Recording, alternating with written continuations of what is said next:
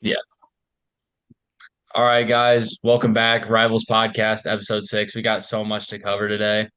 First, got to shout out Morton girls volleyball. Don't do high school sports a ton, but they are rolling. They're in the sectional championship tomorrow at 6 p.m. against Normal U High.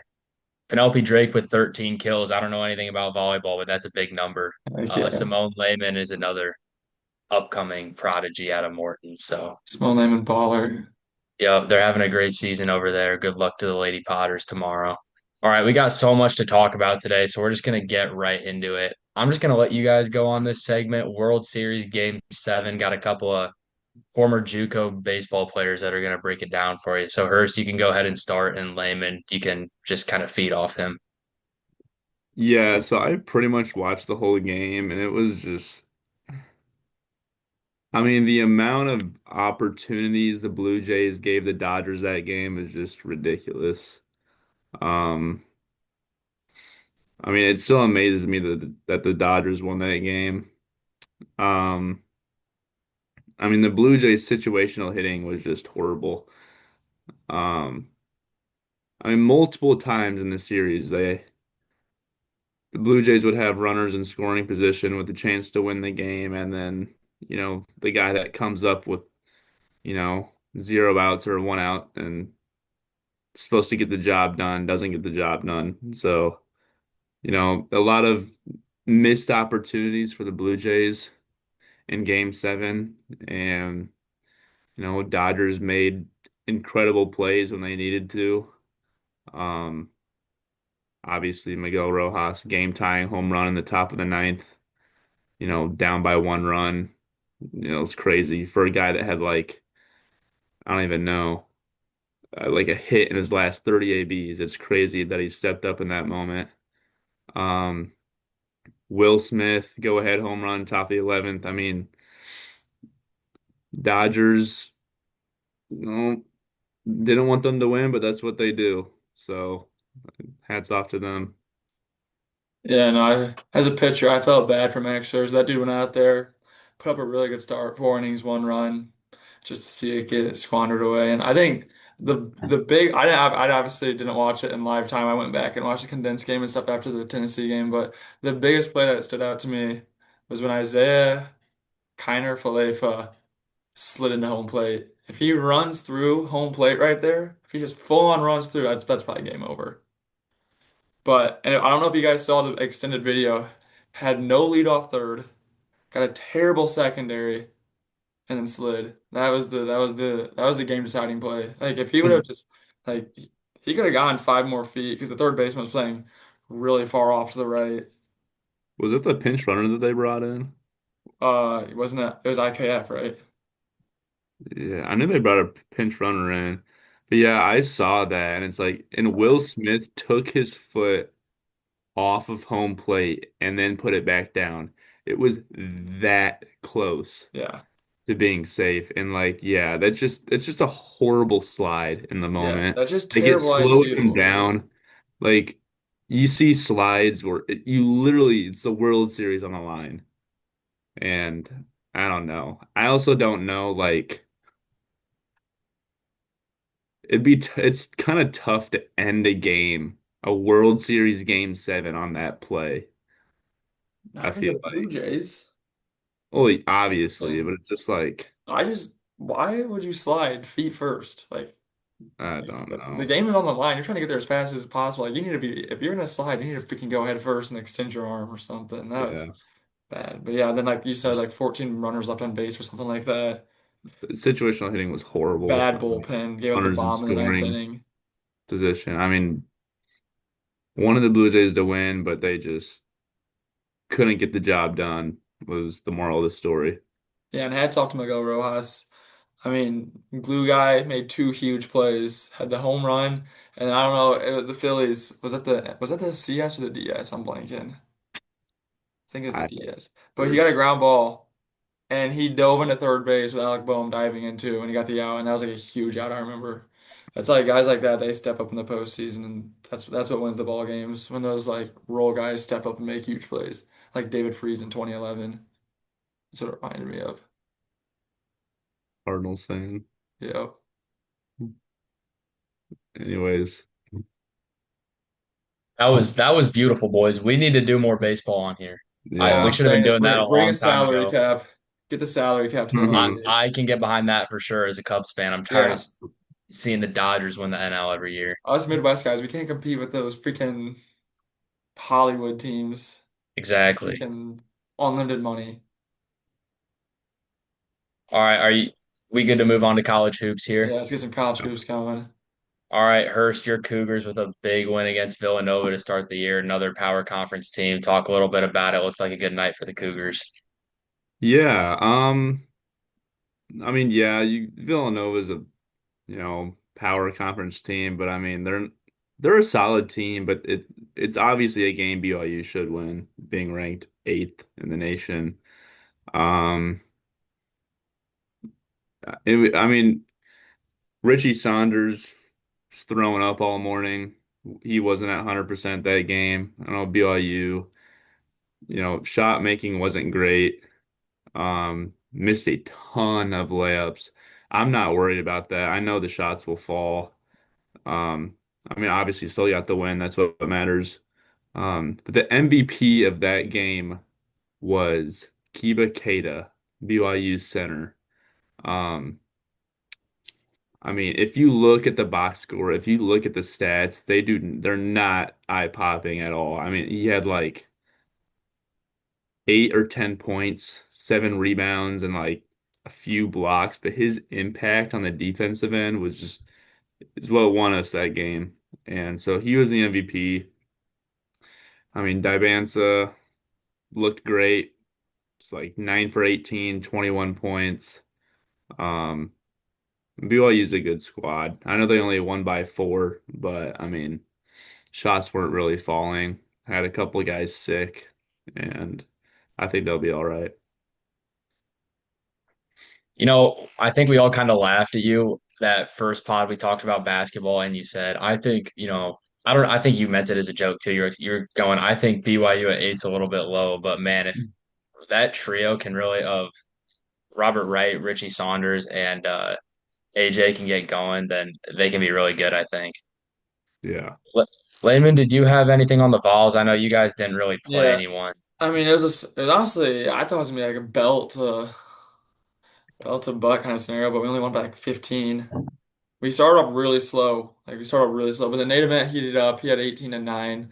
So I like to see that. And then JP Estrella, he actually looked really good. He was injured all year last year, but came back strong, had a solid 12. Gillespie, hoping that was just like a first game slump for him, new place. But yeah, I mean overall, solid game. I mean, obviously it's Mercer. You expect to win that. Got some big games coming up though with Houston, Louisville, and there's one other. Oh, Illinois, all in the next few weeks. So that'll be. I'm excited for the Houston game, little rematch. Where is that at, the I think Houston game? it's a tournament. Oh, nice. I'm blanking. That's I'm awesome. Yeah. blanking what it's called. Hold up. Yeah. But yeah, let's see. The players. Oh yeah, the Players Era Festival. Oh, yeah. I heard there's a ton of loaded teams in Yeah, that. that Yeah. team. So yeah, should get some good games there too. But Yeah. honestly, I'm liking the non-con schedule. If we can get out with a solid non-con schedule, that's gonna boost our standings a lot come tournament time. Games in November matter just as much as games in February for tournament resume. They like So, those non-con strength of schedule. for But sure. Yeah. I'll get into Iowa super quick here. I posted on the Instagram story yesterday something like new seats in Carver are fire. And then everyone stood up and I was just watching the back of a head. Like the seats are not elevated enough. So that was disappointing. Yeah, yesterday was kind of a rough show. I don't know how many fouls total, but at one point, kind of closer to the end of the game, there was like 52 total fouls, which is kind of ridiculous in my opinion. It was definitely a ref show. It felt like there was a whistle like every play. The starting five ended up being Sturts, Koch, Banks, Howard, and Manyao, which is like I feel like that's Ben McCollum saying like I'm gonna roll with the guys that got me here. Um, Tavion Banks had a great day yesterday. I don't think I realized how much of an athlete he was. Sturts is obviously very for real. I mean, he didn't come out of the game. I don't think he's gonna come out of. I think he'll play every single significant minute of basketball this season that we have. And it was a good change of pace for Iowa fans. Like the Fran McCaffrey teams, it was just kind of run down the court, take the first shot available. That was a good, this team is going to run a lot more half court sets, but I mean, they were very efficient. I think they shot like 67% from the field and or 62% from the field and 47 overall, I think was the final total. So it was a good day for the Hawks. Obviously, it was Robert Morris, but and we'll have to see how that translates to Big Ten play, but definitely um, an inspiring opener. And there is defense in Carver. Finally, the defense looked great. Again, Tavion Banks was a big part of that. Isaiah Howard, I think, will be a great defensive piece too. Didn't see Brendan Housen or Trey Thompson as much as we thought we would. Haven't really gotten a reason for that. I know there's kind of concerns with pausing on defense. And yeah, you can question I like these Drake guys. You can question their talent and whether they'll match up well against like Big Ten caliber talent, but I don't think you can really question. It's a very connective group and they play very well together. My friend sent me a TikTok today. It was like comparing McCollum to Kirk Cinetti, just the fact that they have both have won a lot at lower levels and now they're getting the chance to do that on a bigger stage. So I feel like it's a good comparison. Hopefully the success can carry over. And McCollum can make the Hawks a top five team here. I don't know. We'll see. We don't really have a five. That's a big concern. We don't really have a true center. So defensive rebounding is definitely going to have to be a collective effort. Ethan was locking up Cooper Kosh like 2 years ago. Just remember that. Hmm. Yeah, it is crazy to think like we played against, like you guys played against, or Hurst played against him in high school. And uh, I actually don't know if I did. I thought you did. I thought you guys played Notre Um, Dame in like the fall or summer. I did play him in like my freshman sophomore year at Synergy League, and I did Yeah. lock him up. But he transferred to Metamora Oh yeah, he went to his senior Meta. year, so we would have been graduated. Yeah. But I mean, yeah,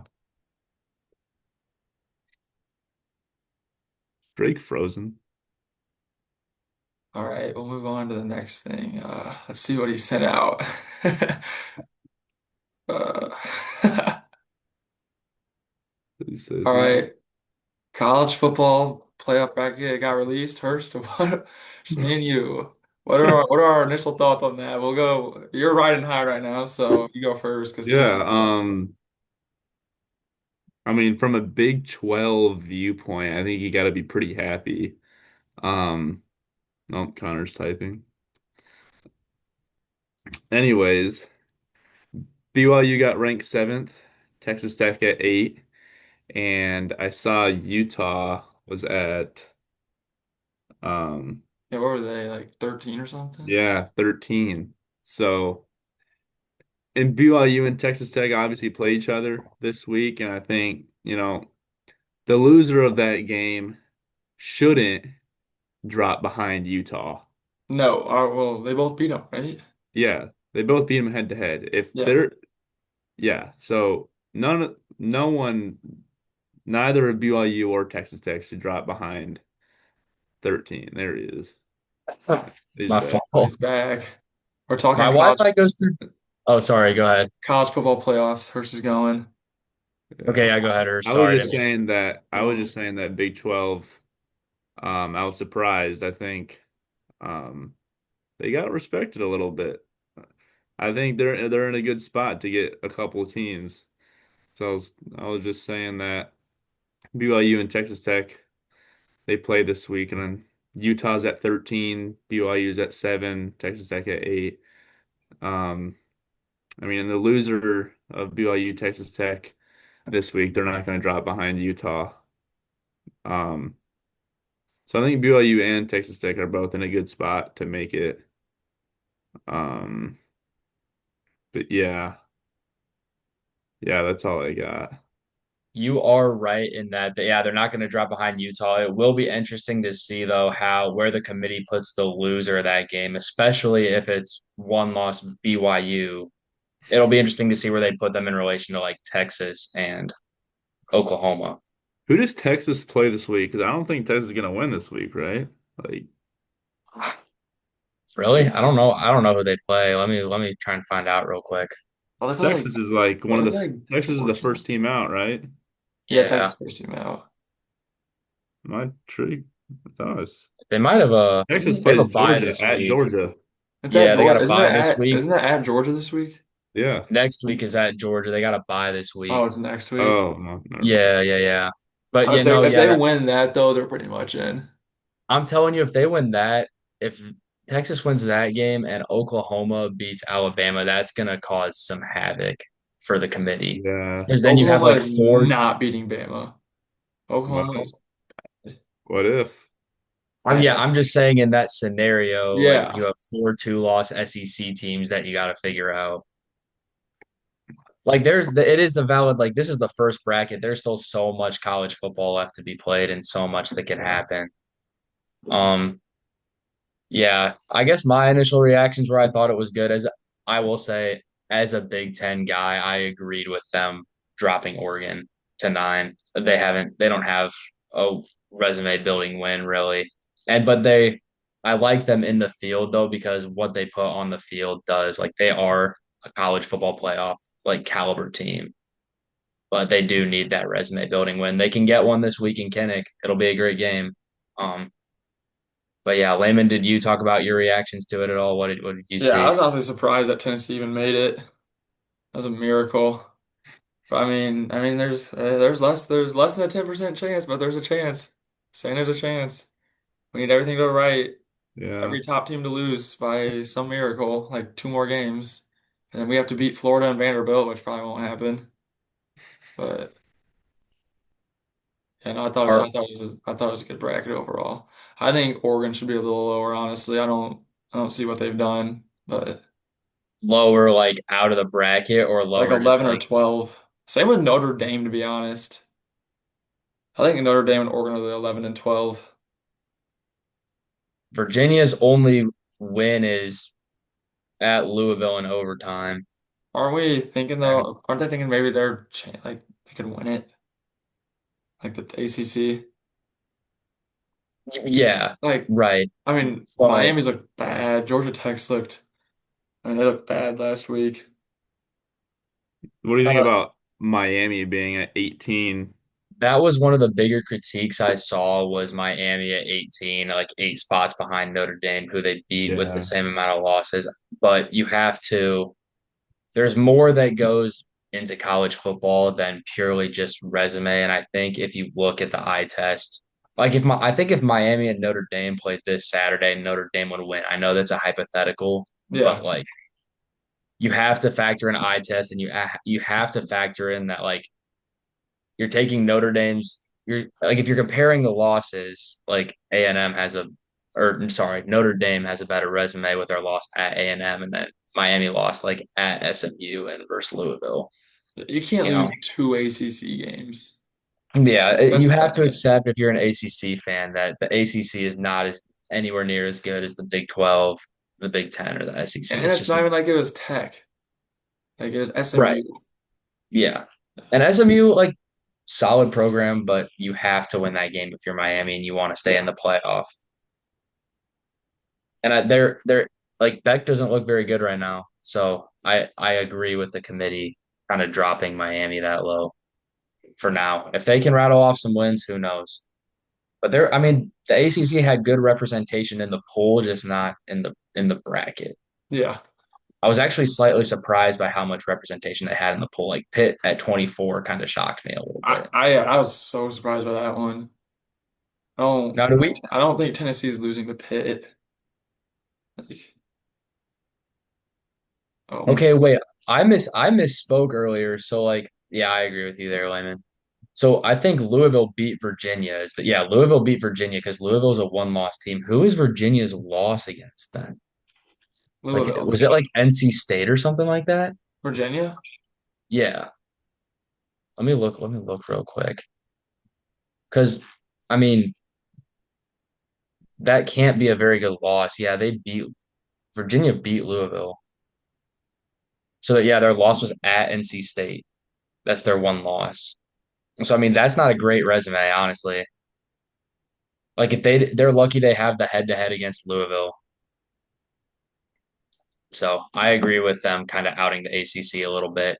I also do think I kind of agree with Oregon being over Notre Dame just because of the one loss versus the two loss. That's my opinion on it.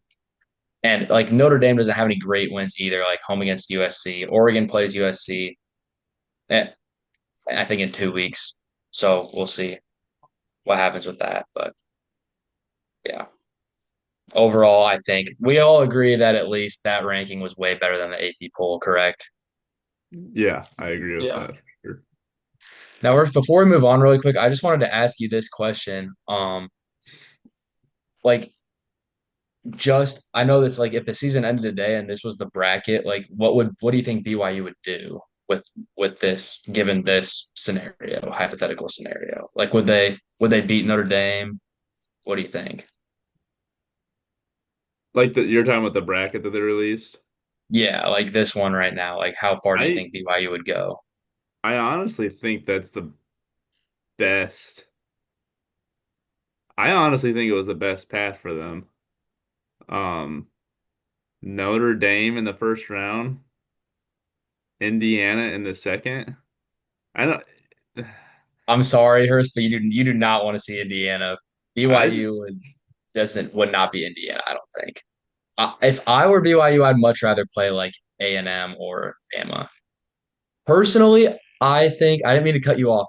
Personally, I think that Ohio State and Indiana have separated themselves from the rest of the field. Indiana has like the 65th strength of schedule. Like their They strength of schedule have is good. dog They beat awful. Oregon on the road. They beat Iowa on the road, and they beat Illinois at home. Those are three good. Those are three good teams. Those are three very solid wins. Illinois. is Oregon really that good Illinois of is a not a team? solid win. And Oregon, yeah, we don't even know about the verdict's still out on Oregon right now. Like, Oregon come is on. horrible Iowa, schedule. Iowa can't score over 15 against ranked. Iowa hasn't beat a ranked opponent since we were like four.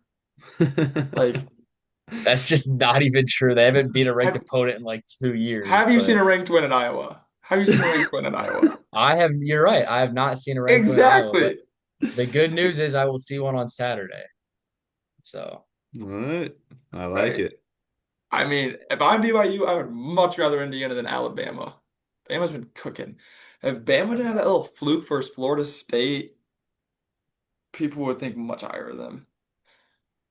That defense is good. Like that defense is per, really freaking good. Their one What struggle personally, is their run game. yeah, what would BYU have to do to get a first round bye? Is that even like possible? Go undefeated. yeah, you would definitely have to go on. If you're BYU and you want a first round bye, you absolutely have to go undefeated. Yeah. Yeah. Is it in the cards if they go undefeated though? Like honestly, probably because A&M's not going undefeated, Yeah, no, they're not. They'll lose. If BYU goes and undefeated, they should. They deserve it. it just depends how That's, the field plays out. It's tough to like gauge it. If BYU wins this week, that is such a good win. do you even want to buy though? Did you see what happened with the teams that got buys last year? Freaking Yeah, smoked. going actually. I don't know. All right, are we good to move on to our teams here Yeah, for I a see little some bit? NFL Review our going. matchups. Let's do quick college first, and then we'll do NFL. Does that sound good? Oh yeah, yeah, yeah. Yeah. I want Hurst to talk about this big matchup he's got coming up this week against Texas Tech. Let's hear it, Hurst. Yeah, I mean, huge matchup. I had to find a cover for work to watch this game. Dude, I could not miss this game. Um, once again, BYU is the underdogs, and this time by a lot. 10.5 points is the spread, which is kind of, I mean, I don't know. I think the question was at first if it's BYU star players are going to be healthy. I know our running back LJ Martin was questionable, and our best defensive player Jack Kelly was also questionable, but they seem to be trending in the right direction. And I mean, you could not have asked for a better time for a bye week for BYU because they were so banged up after Iowa State. And I mean, Texas Tech is a really good game, and you need all your players. You need all your best players against this team. Um, I mean, it's going to be a tough game, but I'm still riding with BYU. I got to. And I I know hope you're Yeah, Tech, riding with BYU. yeah, Yeah. Texas Tech is, I mean, it's going to be the best defense we've seen all year by far. I mean, their number one run defense. I mean, there's just no weaknesses on that defense. I mean, number one run defense. I mean, they're just talented everywhere, and that's what they are. It's a very talented team. And they spent a lot of money on that roster, so they got a lot of oil money down there. They just yeah. waiting to spend it. Yeah. No, I that is definitely the thing that stands out about Texas Tech is they got that line. So Mhm. yeah, I wish we could talk more about it. We got to move on though. Layman, do you have any quick thoughts on Tennessee? I know it was a painful week, Yeah, but no, that was just stupid. I mean, we pretty much just gave him that game, three turnovers all within like the 25-yard line. Joey was reckless. Defense couldn't get the stop when we really needed it. Although that was actually their best defensive game, but Mateer ran all over us. Couple bad drop passes. The vibes were very low. And at UTK this week. Yeah. Max Gilbert missed another field goal. I feel bad for the dude, but like, come on, bro. Like, we gotta start performing at some point. So we'll see. I'm glad we have a bye week this week. I really don't want to watch them. I don't even that's want to watch fair. the Packers, though, to be honest. Like, I might just take a break from football this week. Well, yeah, we'll get to the Packers super quick. I'm gonna give my little 2 cents about this Iowa game coming up. I'll give my score predictions the way to pick them. It's going to be a low scoring game, not because, oh, it's Iowa, they can't score the ball. That's outdated, that's uninformed, but because Iowa's style of play, how they beat all these top teams is built around controlling the game. So, it's going to be a low scoring game. Also, some rain potentially in Iowa City, I saw. But yeah, this environment's going to be insane. And if you're an Iowa fan and you're not excited for this game, you're never going to be excited for anything. This Iowa team is so complete. They deserve a excited Kinnick Stadium and a good environment. And if you're an Iowa fan and we win this game, don't let your head wander to like, oh, like we're so good, we're making the playoffs. We still got USC. And then you also can't be like, oh, if we had beaten Indiana, we'd be going to Indy right now. You just got to enjoy the win when this happens. So it'll be a tough game. Dan Lanning, somehow he seems to always like completely flip the narrative. So this environment just becomes an advantage for his guys. I'm sure he's using all this, like, is Oregon really a top 10 team fuel in his favor too? But I expect this to be an electric game on Saturday for sure. Probably one of the best games at Kinnick Stadium, probably since like 2021 Penn State. All right, Layman, I'll let you talk about your Packers real quick. Go ahead. I'm Another again another disaster, back-to-back days. Being pretty pissed off about football. We were within 25 yards of the end zone six times. We went one for six. Savion Williams fumbled. I mean, when you're getting no chances like Savion, you got to make the most of them, and he did not make the most of them on Sunday. And then, I mean, we see the 4th and 8. That was just a brain dead call by LaFleur. Just take your points there.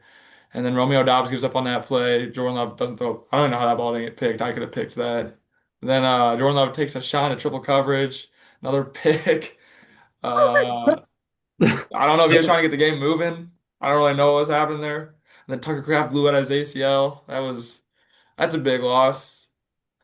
I mean, That him and Jaden Jordan Reed are out Love, now. Now we got Romeo Dobbs. That's really it. And Josh Jacobs.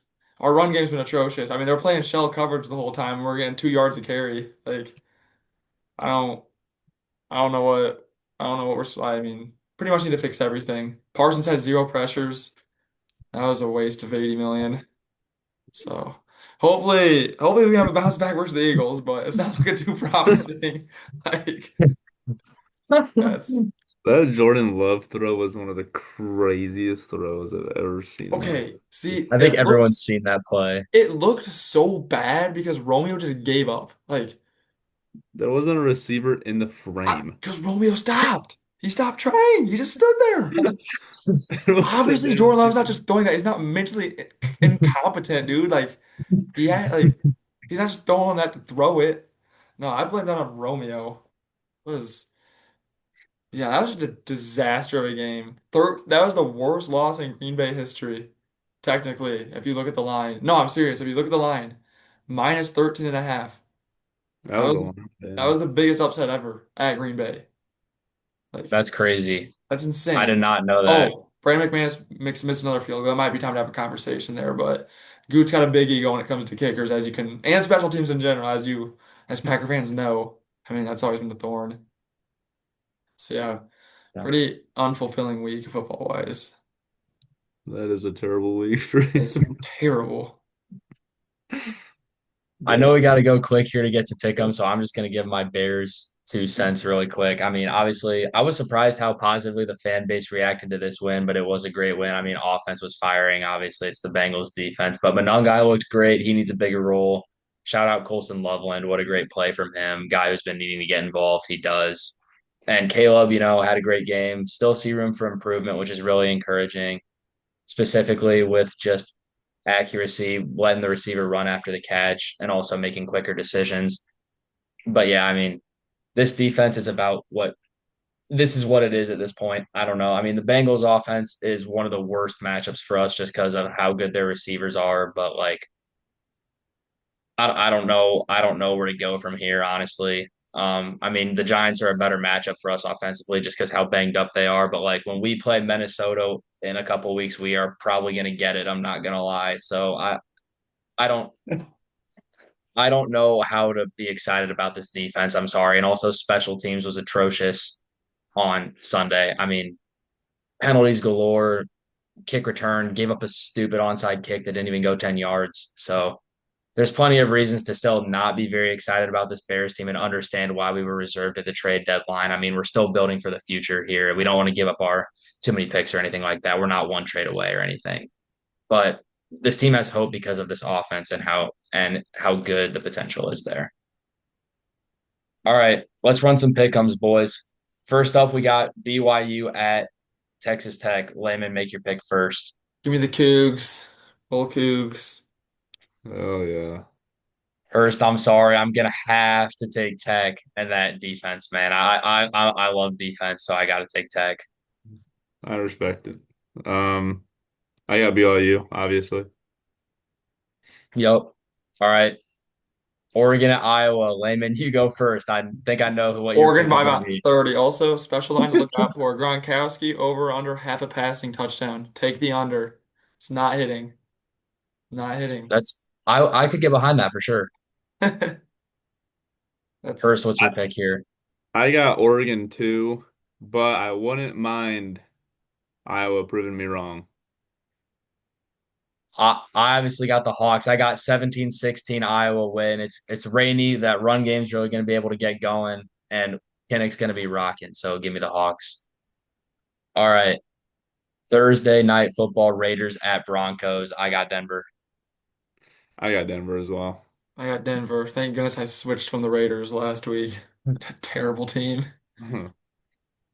Giants at Bears. I am optimistically taking the Bears here. I think if we play 2025 Chicago Bears football, create turnovers, pretty good offense, we can beat the Giants. I'll take the Bears. Wait, is it at Giants? It's in Chicago. Oh, give me the Bears then. No scat or neighbors. That office is cooked. Yeah. Falcons at Colts. Layman, you had a great call last week with the Steelers beating the Colts. I'm going to take the Falcons. I think they can expose that pass defense. I still got the Colts. I mean, last week they played the Steelers, had 6 turnovers, and almost came back and tied the game up. So they're a great team. Give me the Colts. Yeah, I'm taking the Colts. And with that addition of Sauce Gardner, that's gonna help because their secondary what's been like the bad part. There. Browns at Jets. I'm taking So that defense. Browns. I got the Browns. You're muted. wait, Okay. what was Yeah, it? we're good now. Sorry, Sorry. my roommate was Browns. saying something. What was it? You're good. Browns at Jets. Browns. That defense is gonna swallow the Jets. Jaguars going to Houston. I know CJ Stroud's out, but I'm going to take the Texans defense. Give me the Texans. I got the Jags. I got the Jags. Bills at Dolphins. We all got Bills. Yeah. All right. That was easy. Patriots at Bucks. This could be interesting with how the Patriots are playing, but I'm going to take Tampa at home. Patriots are on a roll. Give me the Patriots. I was split on this one when I was when I was putting them into the spreadsheet. I'm going Bucks. Ravens at Vikings. I will say my girlfriend was bugging me to pick the Vikings last week over the Lions, and I did not listen to her. And I got to say, man, Minnesota, if they're really playing well, they are hard to beat. So I'm going to take the Vikings at home. Give me Baltimore. This is a must-win game for Baltimore. I'm taking them. Lamar is not always great in the clutch, but it's the regular season, so he'll probably be fine. Saints at Panthers. I'm going to take Carolina. That run game is awesome. Yeah, I got the Panthers as well. Yeah, give me Dowdle and the Panthers.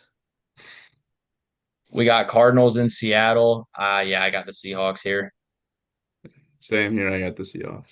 Yeah, I got Seahawks. Commanders at, or sorry, Lions at Commanders. We all got Lions.